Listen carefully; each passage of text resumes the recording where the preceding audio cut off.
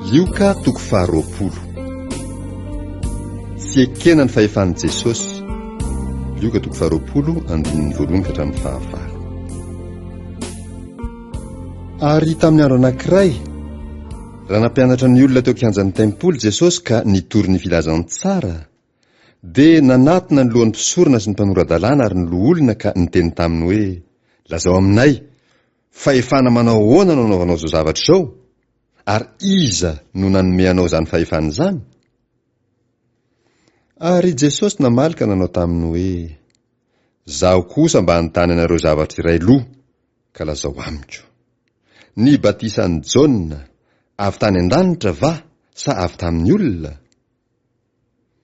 Dia niara-ny saina izy ka nanao hoe, raha ho lazaintsika hoe mantsy avy tany an-danitra, dia hataony hoe, nahoana tsy nino azy ianareo?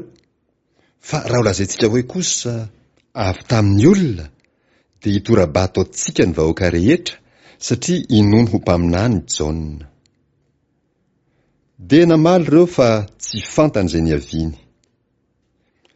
Ary Jesosy nanao taminy hoe, izaho kosa tsy ilaza aminareo izay fahefana anaovako zao zavatra zao. Fanoarana momba ireo mpiasa tany ratsy fanahy. Lioka toko faharoapolo andininy fahasivy ka hatramin'ny fahavalo ambin'ny folo. Dia nilaza izao fanoarana izao tamin'ny olona izy ka nanao hoe, nisy lehilahy anankiray nanao tanim-boaloboka ka nahofany tamin'ny olona mpiasa tany zany, dia nandeha nitoetra ela tany an-tany hafa izy. Ary tamin'ny fotoana dia naniraka mpanompo hankany amin'ny mpiasa tany izy mba handray amin'ny vokatry ny tanim-boaloboka. Fa ny mpiasa tany nikapoka iny ka nampandeha azy maina. Dia naniraka mpanompo anankiray koa izy, ary nokapohiny mafy koa iny, sady nalany baraka ka nampandehany ny maina. Dia naniraka anankiray koa izy, ary iny koa dia nataony naratra ka noroahiny. Dia hoy ny tompon'ny tanim-boaloboka, inona reno ataoko? Haniraka ny zanako malalako aho, angamba hanaja azy izy. Fa raha nahita iny ny mpiasa tany, dia niara-ny saina izy ka nanao hoe, ity ny mpandova, andevo noho itsika io, mba ho atsika ny lova. Dia namoaka azy tany ivelan'ny tanim-boaloboka izy ka namono azy. Hataon'ny tompon'ny tanim-boaloboka ahoana moa izy amin'izany? Hankany izy, dia hamono ireo mpiasa tany ireo, ka homeny olon-kafa ny tanim-boaloboka. Ary raha nandray izany ireo, dia hoy izy, sanatria izany. Ary Jesosy nijery azy ka nanao hoe, ahoana moa izao voasoratra izao? Ny vato izay nilavin'ny mpanao trano, dia izy no efa natao fehizoro. Salamy fa 7:1, andininy 2:20. Izay rehetra potraka amin'izany vato zany, dia ho torotoro, fa na iza no ianjerany, dia ho mongomongo. Aloavo an'i Kaisara izay an'i Kaisara, ary ho an'Andriamanitra izay an'Andriamanitra. Lioka toko faharoapolo andininy 7:20 ka hatramin'ny 9:20.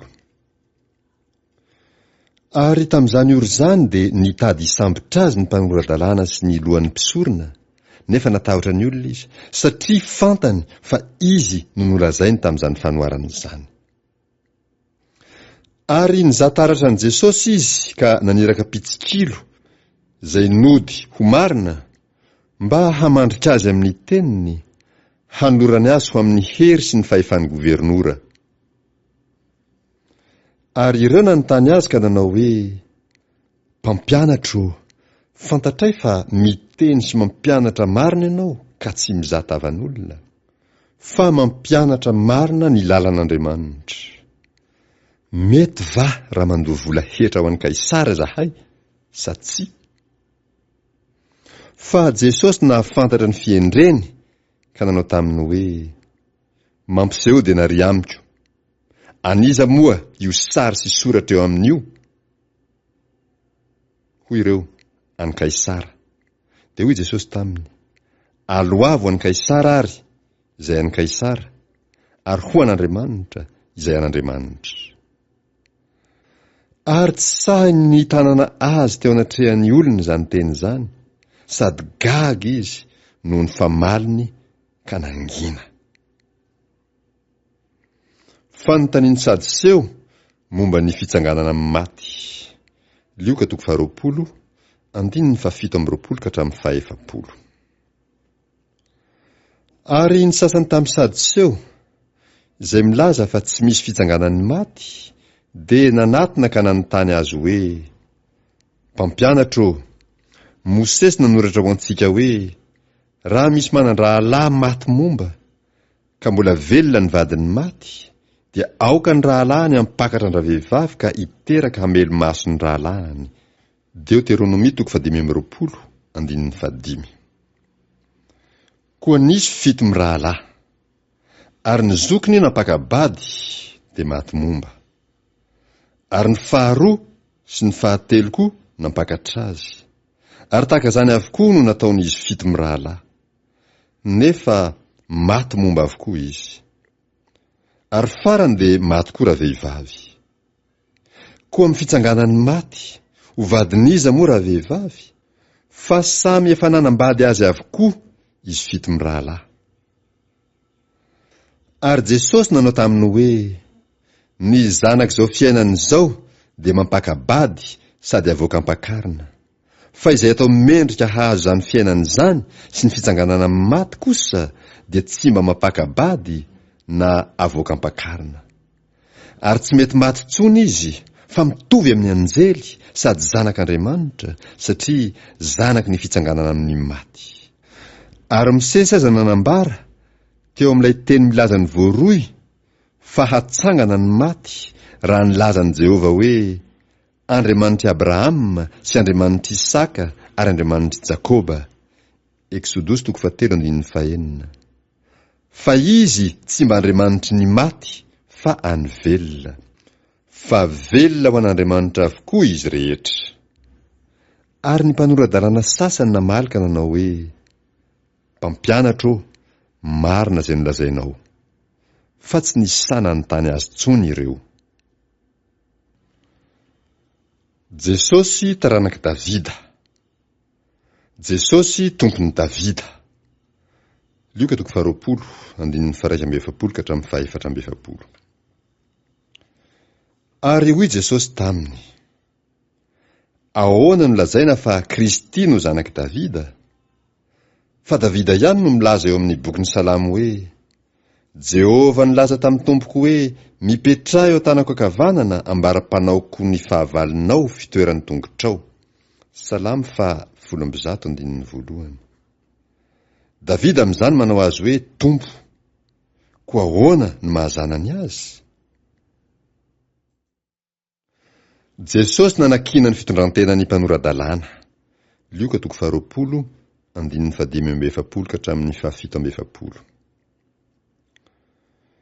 Ary hoy Jesosy tamin'ny mpianany teo anatrehan'ny olona rehetra, mitandremany amin'ny mpanoradalàna izay mazoto mandehandeha miakanjo akanjo lava, ary te ho arabainy olona eny an-tsena, sady tia ny fipetrahana aloha eo amin'ny sinagoga sy ny fitoerana aloha eo amin'ny fanasana, ary mandany ny tranony mpitondran-tena sy manao vavaka lava reny mba ho fiolahana. Ireo dia hahazo fahamelohana mafimafy tokoa.